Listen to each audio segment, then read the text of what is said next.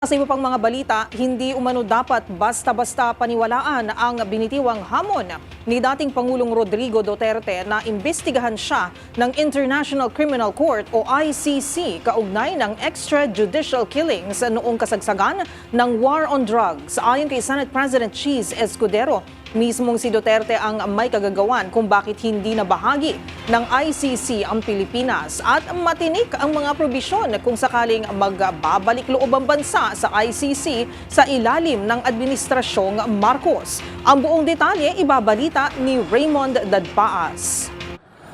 Mahirap paniwalaan ang hamon ni dating Pangulong Rodrigo Duterte sa International Criminal Court o ICC na siya'y imbestigahan hinggil sa war on drugs ng kanyang administrasyon. Ayon kay Senate President Francis Chis Escudero, paano gawin ng ICC ang investigasyon sa kanya ngayon na hindi na miyembro ng ICC ang Pilipinas?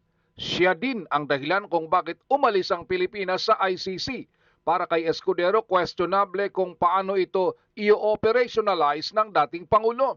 Sa pagdinig ng House Quad Committee, hinamon ni Duterte ang ICC na mataliin ang investigasyon at baka hindi na siya abutan ng buhay. Paano ulit i-operationalize ni Pangulong Duterte na madaliin yung ICC siya yung umalis doon? So, rhetoric lang yun. Sinasabi ko lang, paano? Hindi na bahagi ang Pilipinas ng ICC dahil sa kanya. Tapos ngayon, papamadaliin niya yung ICC? Again, babalik yung tanong. Paano ngayon i-operationalize yan? Mas magandang tanungin siguro siya kung paano niya balak gawin yon.